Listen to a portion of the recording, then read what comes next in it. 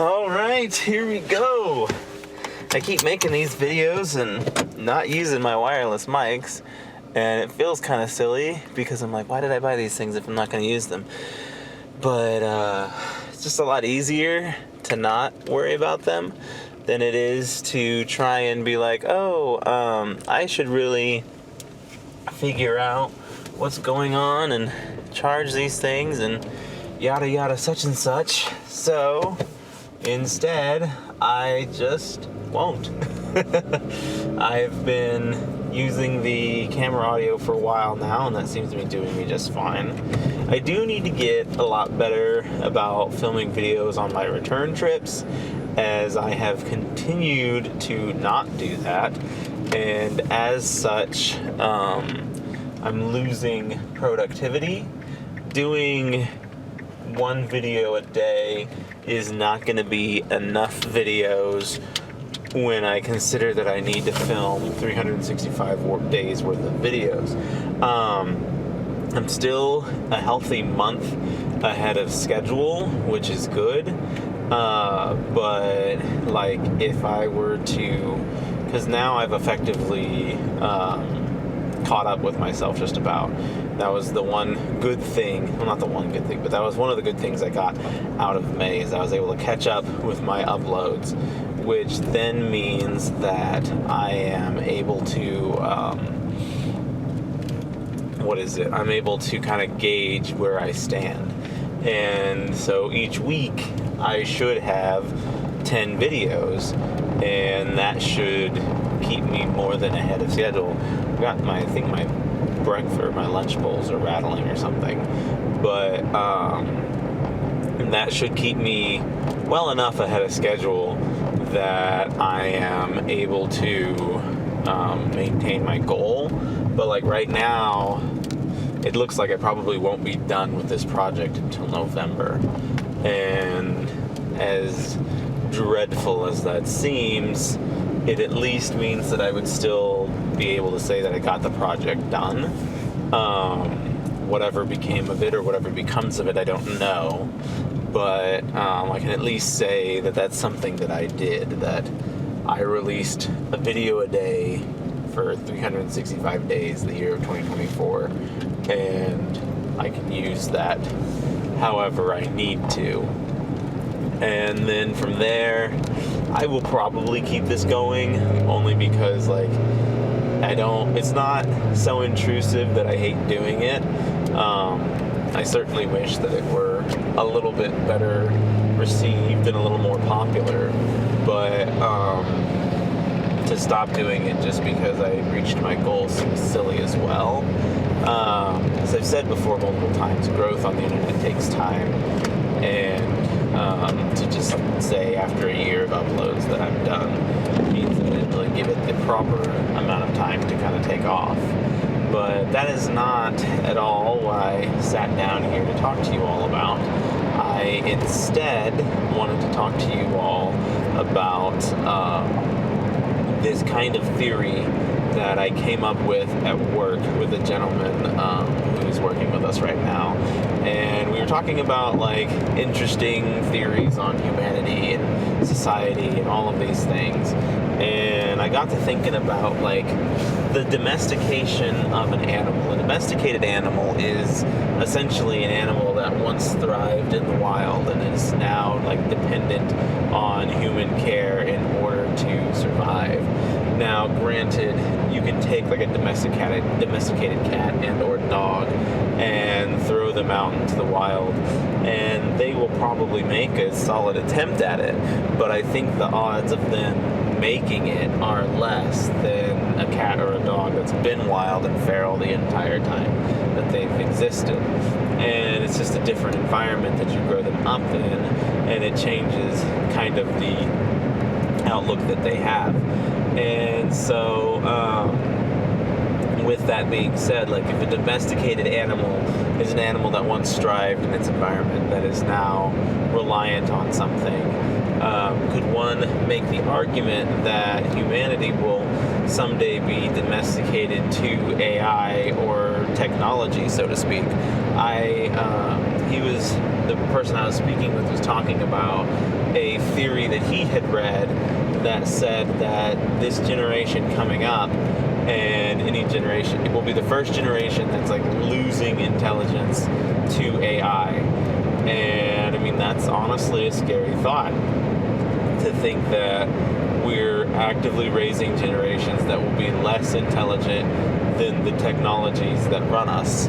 And we're probably a good time away from AI being completely autonomous, but I don't think that that's that far-fetched of an idea either. Like, people believe that the people who program the robots will forever be on top of the food chain. But if we're creating generations of people who are less intelligent than the robots we create, then who's going to be around to continue to program them? Well, eventually we're going to have to teach the robots to program themselves, and the automation just takes over, and we become obsolete. We become pets to the AI at that point, and they might lean on us to help them understand psychology and anatomy and all of these things that maybe they can't so clinically comprehend. But to the same end, like, what good is that for us? Because they can replicate art quite well, and we are already seeing that in modern society. There's plenty of AI art and AI music being made out in the world these days. And so if we're already at a stage where they can mimic a basic understanding of these arts, then like, where are we going to be in a couple decades from now? Will we be able to discern the work of an AI author versus an actual human author?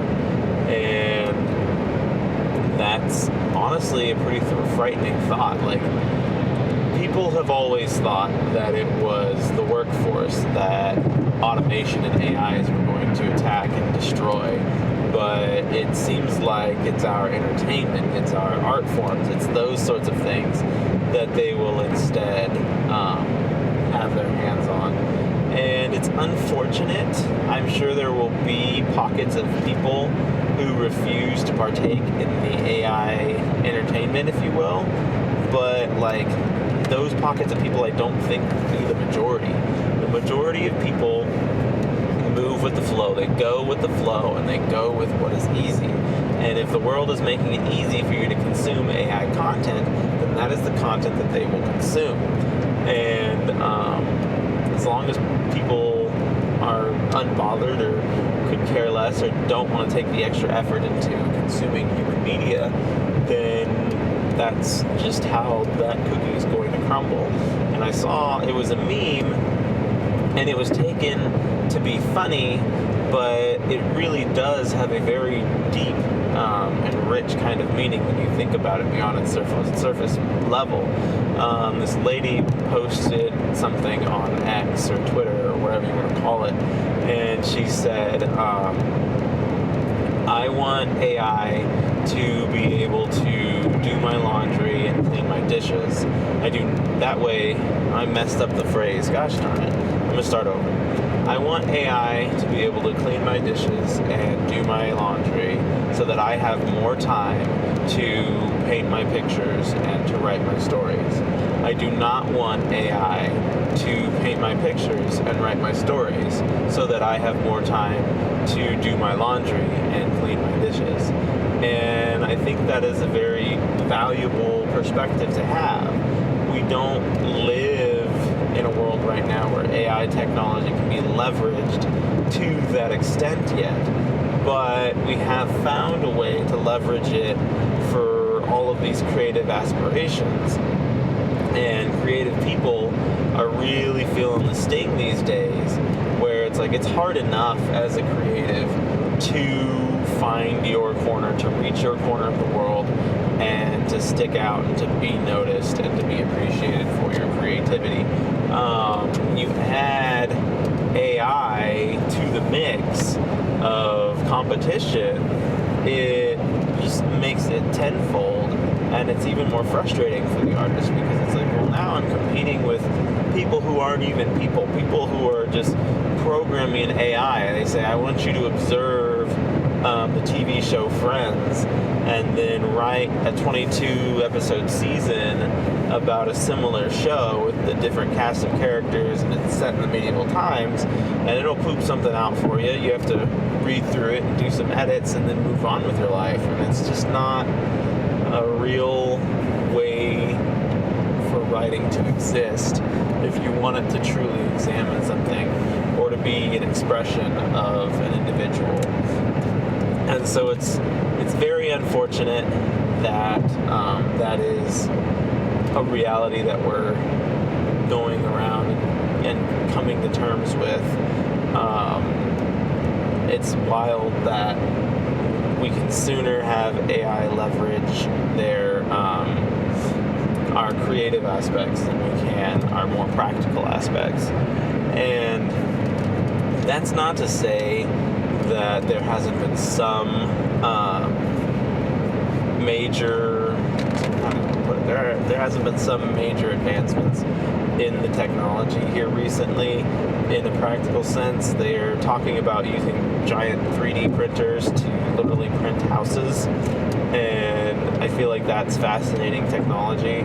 And as someone who has assisted in building a house and knows people who at some point in time did that for a living, it's interesting to think that at some point in time construction could be not something that is human-led anymore, or at least not in the way that it is now. If we get a resin that is durable enough and good enough to withstand the elements of just living in a house and all that, and you get engineers and people who can just design a house just off of floor plans and stuff, and then plug it into their resin printer and have the resin printer just make a house, that is significantly different than the process we have in play today.